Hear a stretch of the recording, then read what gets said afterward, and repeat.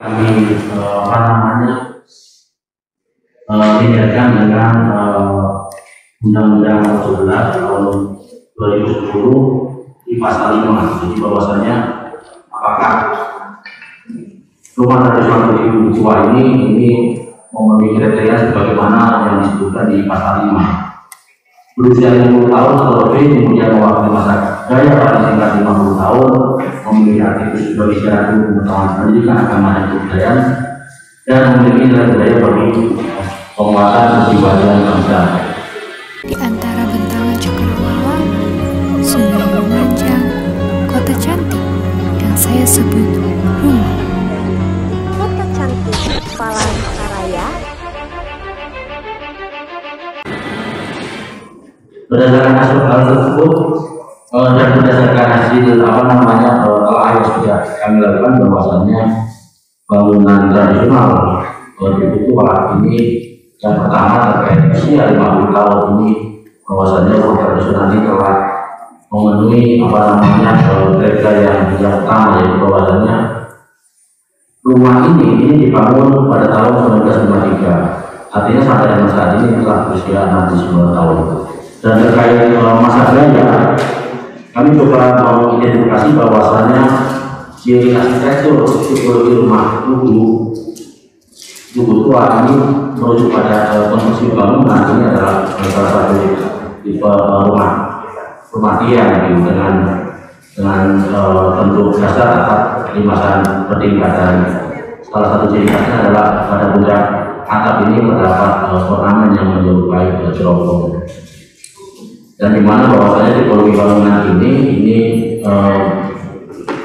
berdasarkan beberapa studi kasus literatur yang kami dapatkan, ini adalah bangunan yang mulai berkembang pada tahun 1953 di daerah hulu sungai Rungan, dan bangunan ini juga sejaman dengan rumah tradisional Syekh Burung dan juga macam lain di kawasan Pulau. Dan karakteristik model pemukiman tersebut ini merupakan karakteristik pemukiman yang berkembang pada awal pembentukan kota Palangkaraya. Itu yang pertama. Yang kedua terkait apakah bangunan rumah tugu tua ini itu sudah tidak ada persoalan dengan kebudayaan. Kami ini coba mulai dari sisi sejarah. Yang pertama adalah sisi sejarah, dan yang kedua adalah sisi kebudayaan. Tentunya nanti terkait aktivitas ini bisa kita tambahkan berdasarkan hasil masukan dari Bapak Ibu praktisi kebudayaan dari Kota Palangkaraya. Yang pertama bahwasannya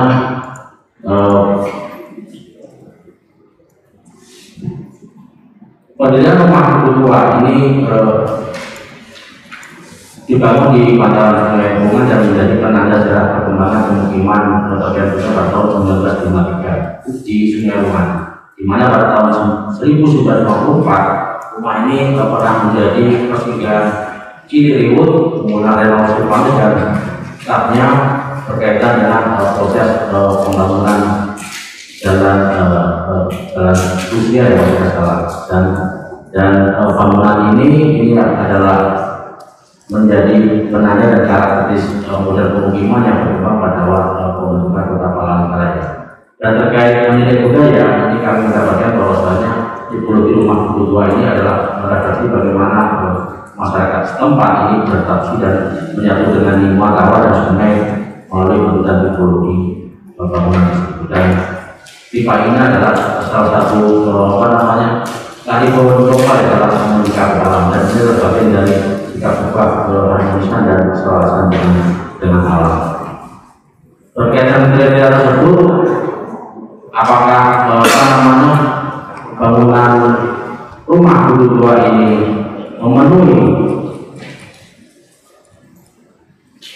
dan dapat ditetapkan menjadi cagar budaya tingkat kabupaten, ini ada beberapa syarat. Yang pertama adalah sebagai cagar budaya yang memang dilestarikan dalam wilayah kabupaten kota, dan selanjutnya adalah mewakili masa budaya khas, kemudian tingkat kesadaran mandiri dan sensitif dari jumlahnya terbatas.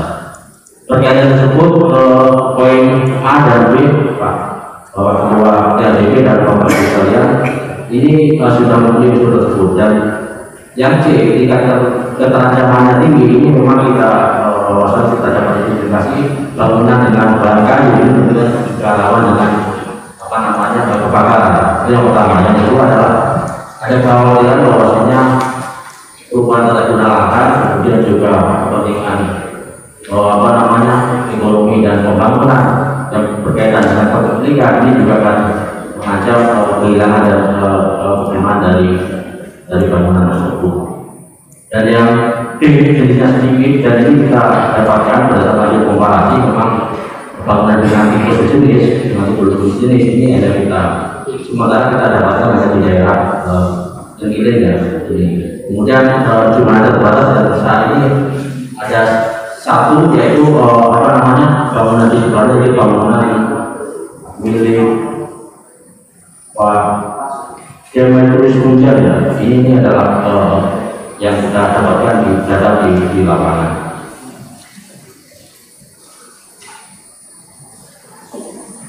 Mungkin demikian.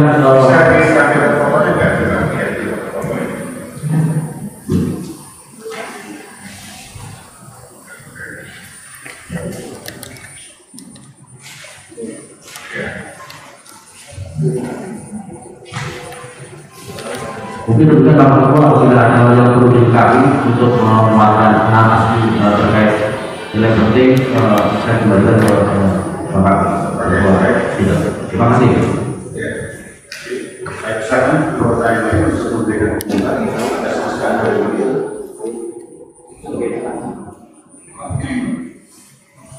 terima kasih mungkin untuk rumah kedua ini ada beberapa hal mungkin yang ketika nanti kita lengkapi dokumennya Bapak Ibu tadi mendaftar, kita pastikan karena kan cuma setengah hari ya, denah utama kita belum dapat, lalu mungkin kita perlu juga mencari informasi lebih lanjut tentang pendiri dari bangunan ini, walaupun kemarin kita sudah diskusi sama beberapa orang. Ini keterkaitannya kan pada saat langsung menjelaskan bahwa Ciliwung pernah berminat di sini sebagai salah satu lokasi untuk rapat membahas pembangunan jalan pada saat itu. Jadi mungkin apabila dapat foto-foto dan dapat dokumentasi kegiatan ketika Ciliwung melakukan pembahasan di rumah ini akan menambah nilai historis dari rumah ini, sehingga justifikasi untuk penerapannya akan lebih kuat dan juga mungkin mendorong masyarakat paham apa nilai penting rumah ini. Karena kan apabila sekarang kita lihat dia berdiri di antara rumah-rumah lainnya, sehingga tidak terlihat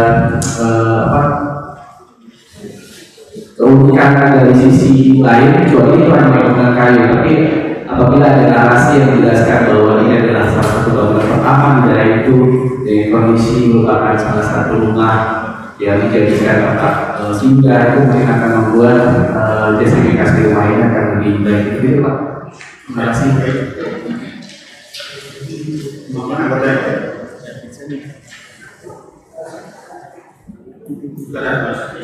Ya, terima kasih.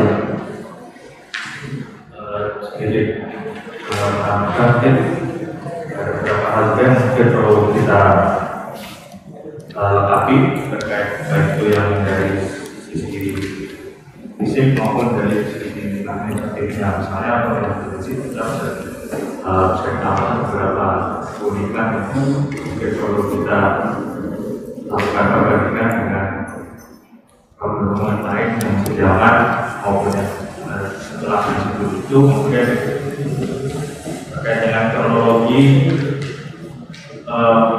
baik itu yang berkaitan dengan perubahan fisik misalnya untuk pengecatan dan penggunaan bahan-bahan lain yang dilakukan kemudian bisa menambah yang fisik dari bangunan tersebut. Saya kira mungkin demikian Pak. Terima kasih. Oke.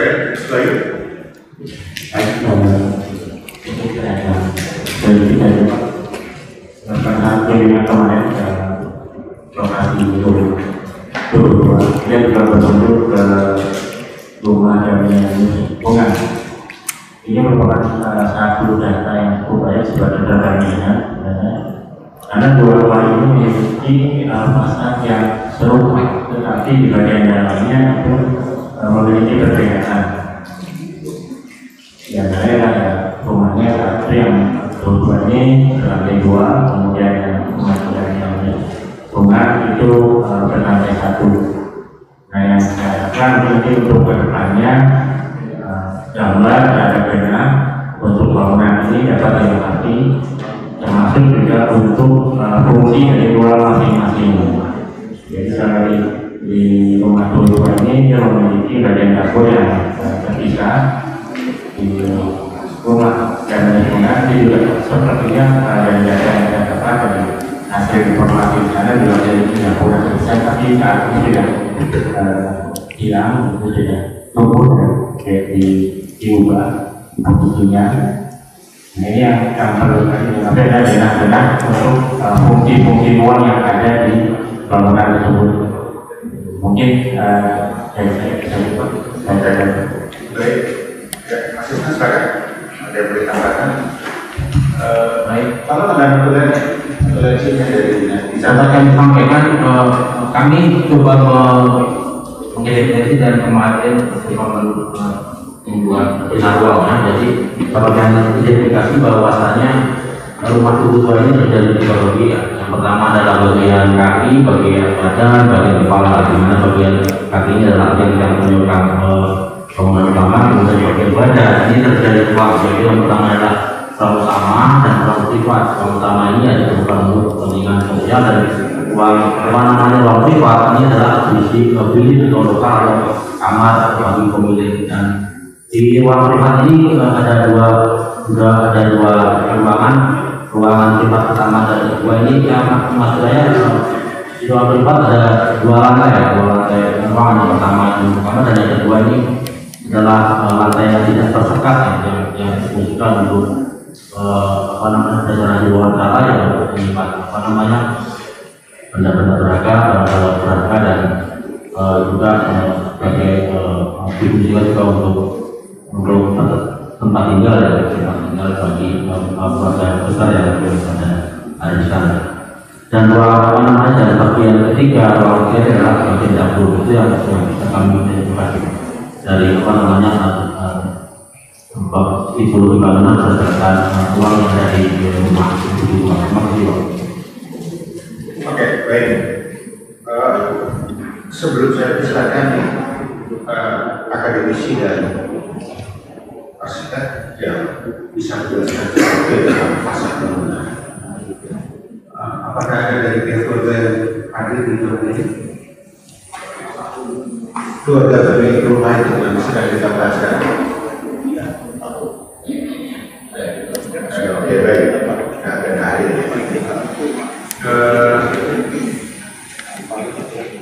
Bu Risa, saya persilakan. Ada komentar yang disampaikan kepada Mas Kakak dan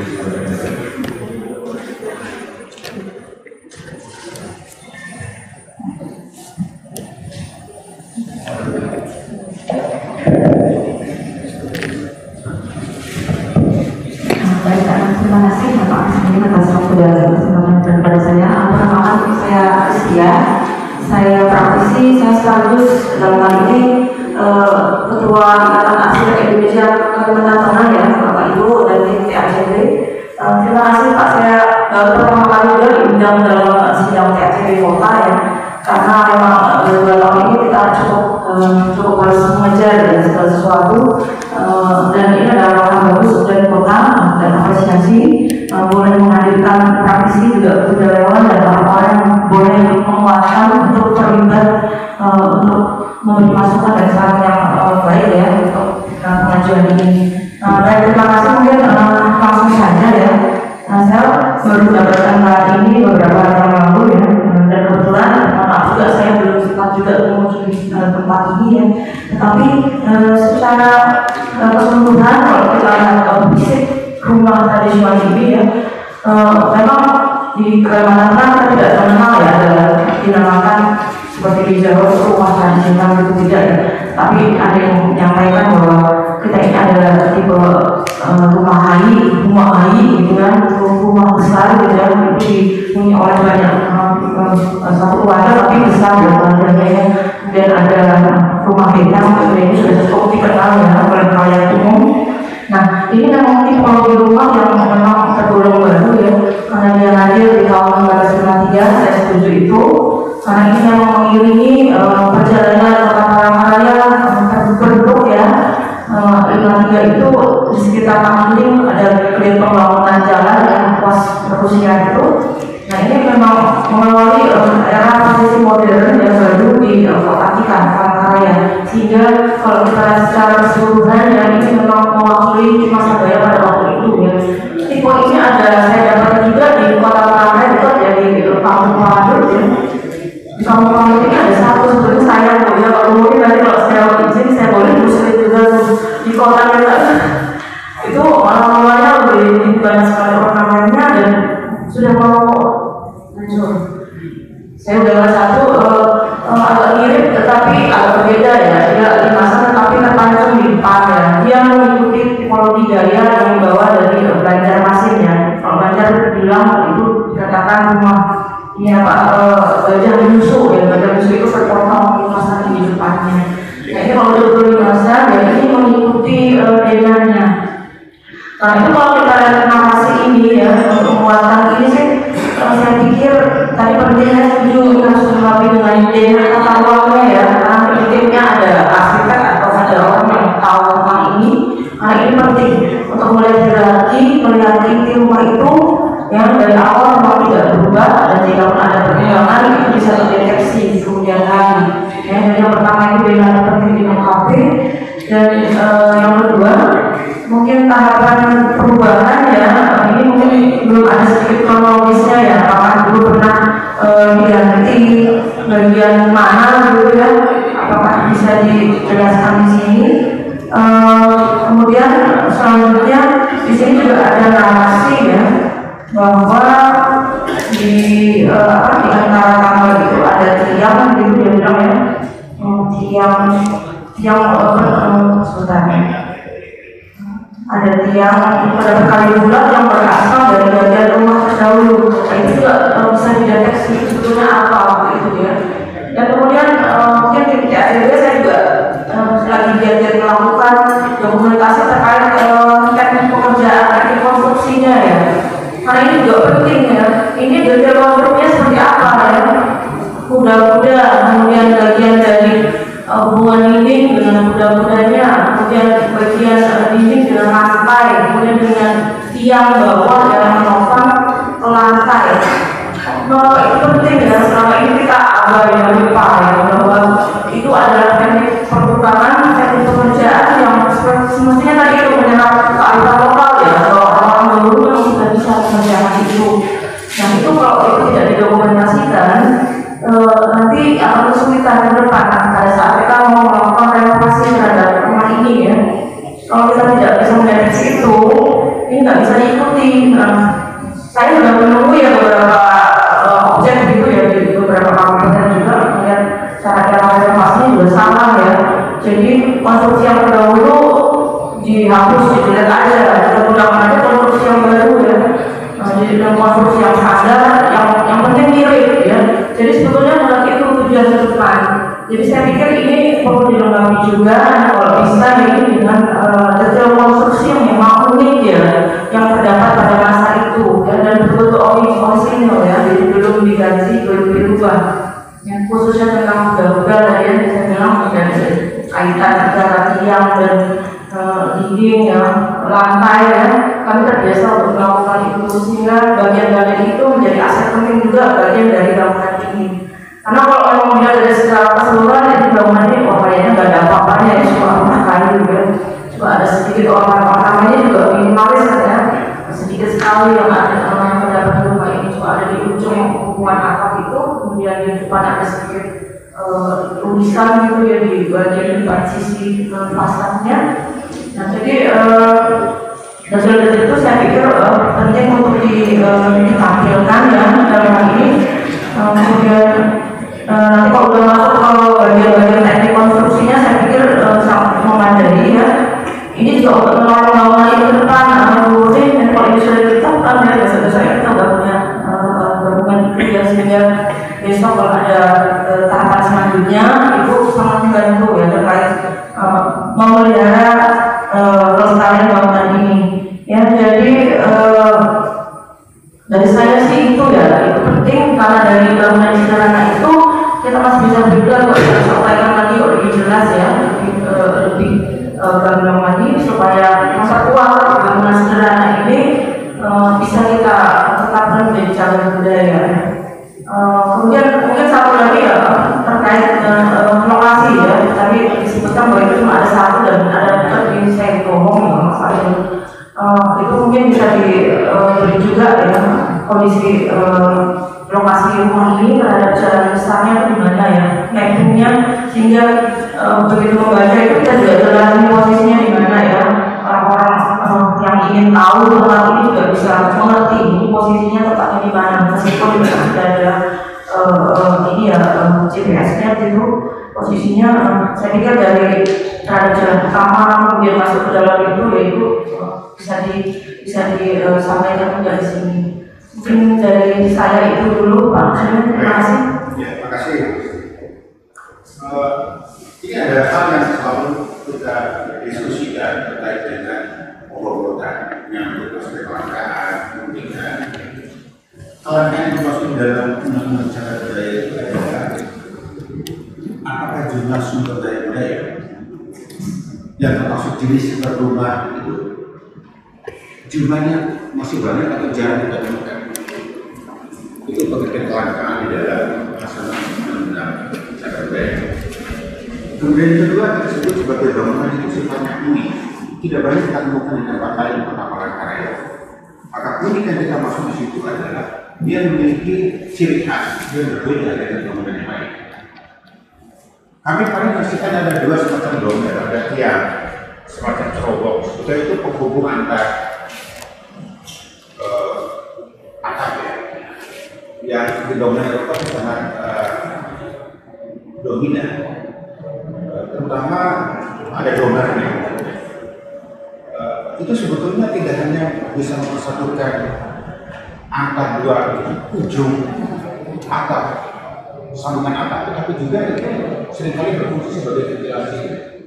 Itu tipikal rumah-rumah di daerah tropis, itu kita sebut sebagai unikan. Yang ketiga tadi dipertanyakan oleh teman-teman mengenai keadaan umur kata bangunan itu unikan. Kemarin dapat informasi ada semacam inskripsi di bagian atap yang sudah disewa oleh sebab-sebab tingkat kesulitan cukup tinggi. Apakah penyebutan oleh pemilik rumah angka tahun 1953? 53 pernah tidak mereka nama 53 berdasarkan 53. Kalau memang itu benar, artinya berdasarkan kriteria itu juga syarat usia paling sedikit 50 tahun atau lebih. Jadi artinya kalau kita merujuk kepada pasal 5 Undang-Undang Cagar Budaya tentang kriteria, maka itu sudah masuk kategori cagar budaya. Yang kedua, dia mewakili masa gaya paling singkat usia 50 tahun. Apakah di kota Palangkaraya selain bangunan itu kita bisa temukan di tempat lain juga, di kecamatan di desa lain juga? Siapa yang bisa menjawab itu?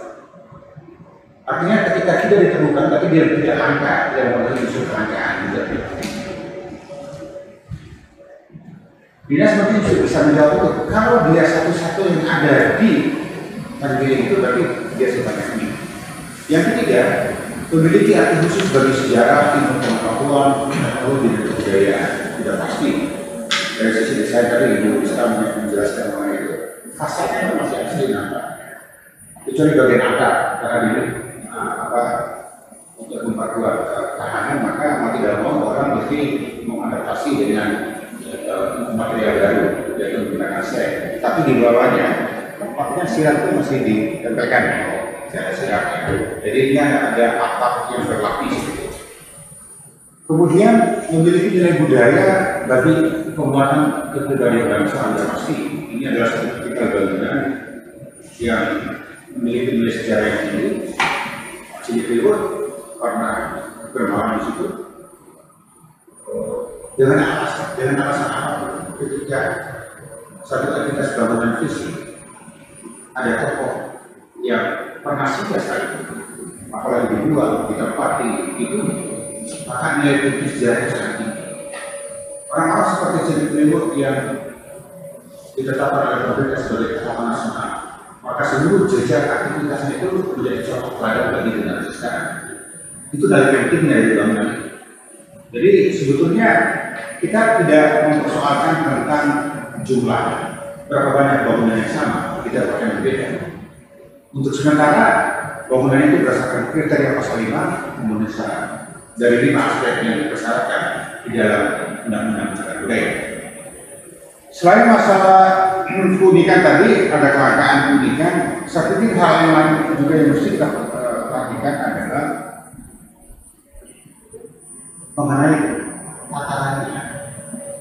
Pada dasarnya mana orang bisa melakukan bangunan ini sebagai bangunan yang memiliki nilai visualitas yang tinggi.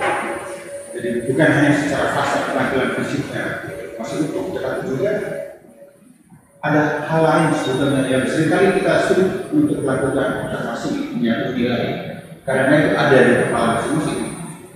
Nilai tidak bisa tampak kecuali melalui perilaku kita. Oleh sebab itu, saya pikir nilai tataran, integritas dan asli dari bangunan ini, kalau kita membuat bobotan sebagaimana yang kita menilai atau mengukur tingkat kevalidan dari cagar budaya, maka dia bisa kita berganda pada jajaran yang di atas rata-rata. Jadi memang kita bisa membuat scoring atas bangunan ini mengenai persyaratan yang dipenuhinya.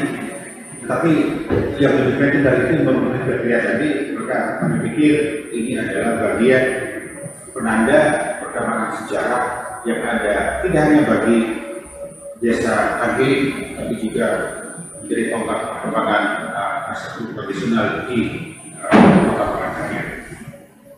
Sebelum saya lanjut, saya persilakan Bapak akademisi dari Universitas Palangkaraya.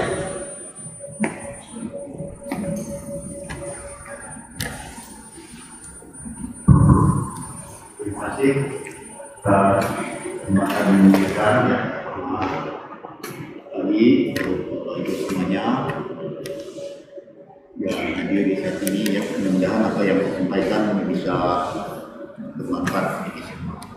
Ya baik, kalau kita lihat bangunan mulia kita ke pertama tadi ya, ini rumah tradisional. Namun saya menganggap ini bukan rumah tradisional, karena ada mengandung ciri-ciri yang secara umum ada, tapi ini sudah pengaruh. Barangkali ini kalau kita ambil, kalau dia ada nilai sejarah, barangkali ada pernah ditempati oleh tokoh-tokoh seperti mantan gubernur dulu almarhum Pak Ciliwung. Ya. Mungkin ini lebih tepat itu rumah bakar, bangunan rumah tua. Karena di atasnya itu katanya pengaruh Melayu ada banyak. Karena pada tahun 1924 zaman kolonial, orang Belanda mengajukan kepada suku bangsa Dayak di Kalimantan Tengah tidak ada lagi rumah betang atau betang. Rumah ya identik aja dengan istilah betang. Rumah betang itu rumah panggung tinggi dan memanjang. Sekarang ada banyak macamnya. Ada rumah gantung. Kalau di Barikok Timur, karena di situ bahasa Dayak Manyar itu lewo ante. Artinya rumah besar, rumah haid ya. Ini lebih tepat kalau kita buat dalam bahasa Dayak maju. Ya, kalau bahasa Dayak belum jelas ya, karena banyak suku Dayak ini banyak. Seperti seluruh Kalimantan ini di Kalimantan Utara itu bahasa Kendayan itu mungkin ya agak Melayu ya, seperti Kaltara atau yang di Kesultanan Brunei tidak. Tapi kita menggunakan bahasa Dayak maju, rumah bakas, bangunan tua. Karena biasanya di bagian atas itu kan itu ada istilahnya jamang. Jamang itu yang ini mahkota yang tapi itu biasanya ditempatkan bagian tebing layar, ulang barat biasanya dia. Tapi ini tidak ada, ini kemaraunya yang dari nggak Melayu ya ke Banjar Melayu.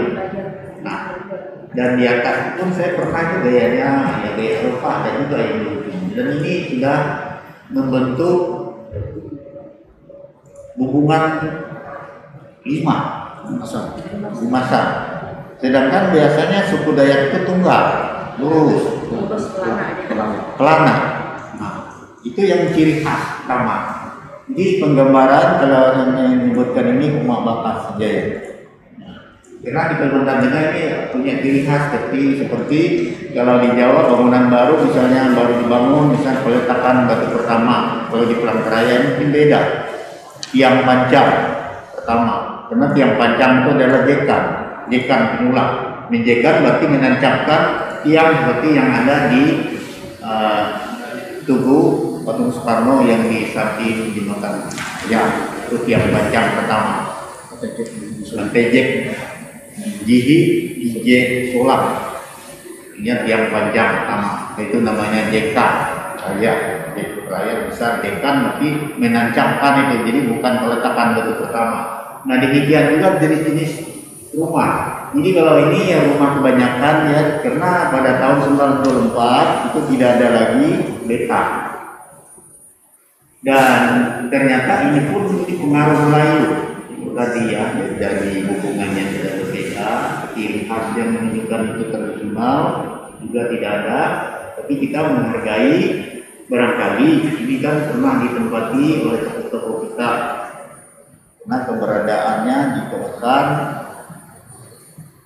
Mangkurambang, Gili, di Batu. Jadi ciri khas yang mengarah ke tradisional ini sekali ya. Memang dia ini rumah bakas, ini bangunan rumah tua. Itu lebih tepat ya, kalau tradisional karena banyak tradisional itu kan dari bekam, rumah gantung, rumah hai tadi ya, seperti yang ada di Buntoy itu kan rumah gantung itu. Karena kalau dia bekam itu manja. Nah, rumah hai ya seperti di Muko Baru boleh jadi itu bisa disebut rumah hai. Nah, ini rumah tradisional besar. Kalau yang ini rumah bakas karena rumahnya tidak tua. Usianya di tahun ini ya tidak ada. Nah, dan ini ya rumah biasa, karena bahannya dari kayu kayu biasa juga. Ini tidak pakai ulin ya, karena biasanya atap ini memang siram. Ya ulin, ini madang batu. Ya ulinnya. Ini ya siram biasa madang batu, karena mungkin ulin. Kalau bekam itu rata-rata menggunakan ulin, tapi sebutannya bukan siram tapi tasak. Dia lebar sekali, tasak, dan tidak menggunakan paku. Siram itu untuk ya atap kebanyakan dia siram Indonesia, dan bentuknya runcing di karang. Kalau tasak ya seperti sendeng yang menyamping. Lebar sekali ya, itu pakai pasak. Nah itu namanya tasak. Itu biasanya untuk atap beta. Sedangkan ini sirap biasa, dan ini ada banyak jenisnya yang bisa untuk itu ya. Yang dulu ada sirap dari kayu mihing ya, ada yang dari ini bahan tadi yang kayu madang batu, kapur naga ya. Termasuk yang lebih kuat saudaranya lin itu kahoy ya, atau bahasa lainnya belamira. Ini itu kuat. Ini tadi ya belamira. Jadi lebih tepat ini disebut dengan rumah bakas ya, tradisional. Kalau pilihan untuk tradisional tidak minim ya pilihan. Nah, dari panggungnya sudah tergambar ya selain ini. Nah, mungkin itu saja yang bisa saya sampaikan dulu ya, biar saya maaf. Terima kasih. Oke, baik, terima kasih Pak. Dari pihak kelurahan ada yang hadir. Selamat datang Pak. Mungkin Ini menyangkut nama supaya nanti tidak terjadi polemik mengenai nama. Sekedar contoh kasus